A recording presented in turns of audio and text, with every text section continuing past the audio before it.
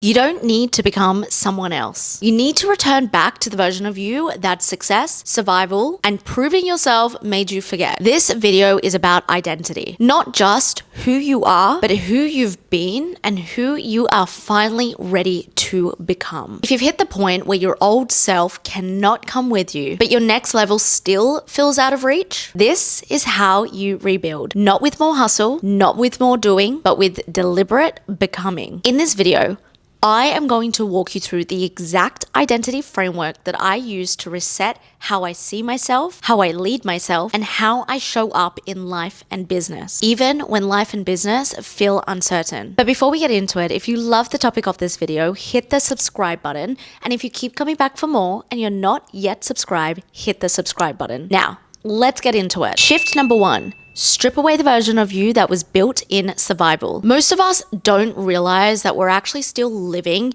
in an identity that was created and built in survival mode. The woman who learned to please to feel safe, the woman who overworks because she fears being irrelevant, or the woman who plays small so she doesn't trigger anyone. The version of you now, she got you to where you are, but she's not qualified to take you any further. Before you can rebuild who you really are, you need to strip away the identity that was built through fear, scarcity, and needing to be liked. This is the unbecoming, and it is absolutely essential, because if you try to build your next level self on top of your old patterns, you are always going to feel misaligned. Let go of her. Not with shame, but with gratitude. She got you through, but now let's build from the truth. Shift number 2. Decide who you want to be without seeking permission. Here's where most people get stuck. They wait for clarity, permission, for someone else to validate their next level. But identity isn't something that you discover. It's something you decide. You don't find your higher self. You choose her. Who are you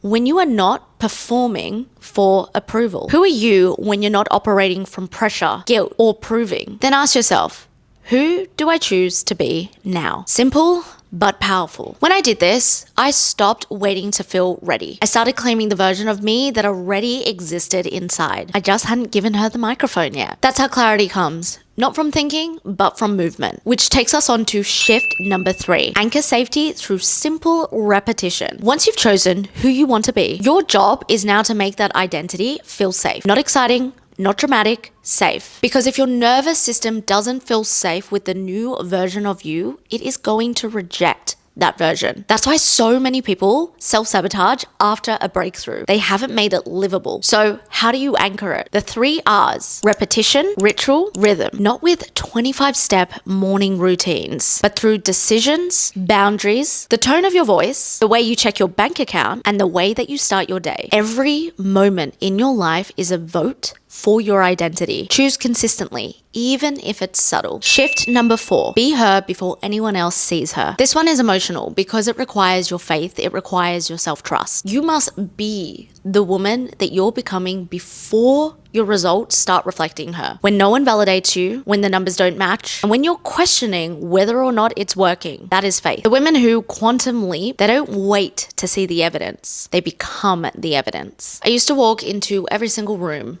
wondering if I actually belonged. Now I enter spaces knowing how I feel about myself is what actually makes me magnetic. You have to believe it before anyone else sees it. That's where embodiment begins. Taking us to shift number 5. Track identity, not just results. If you're constantly tracking numbers, goals, wins, you're building pressure, not your identity. Start asking, what identity did I practice today? Who did I embody when things went well? Who did I embody when things didn't go well? This is how you evolve without burning out. Because when you measure who you're being, not just what you're doing, you begin to build a life that actually feels like yours. Consistency does not come from discipline. It comes from alignment. So, if you're in your reinvention era, here's what I want you to remember. Your next level doesn't come from doing more. It comes from becoming someone new. That begins by letting go of the identity built in survival, then choosing who you want to be without waiting for validation or seeking permission, making her feel safe daily, embodying her before anyone else recognizes her, and tracking your identity, not just your income or output. The truth is, rebuilding yourself isn't about becoming someone new. It's about finally becoming undeniably you. And once you've built that version, the woman who trusts herself, shows up consistently, and owns her energy, the next level isn't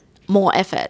It's magnetism. Not by trying harder, but by being someone people feel even before you speak. In the next video, I am showing you how I became that woman. The one who walks into a room and shifts the energy. So if you're ready to stop chasing and actually start attracting, click over now. I'll see you there.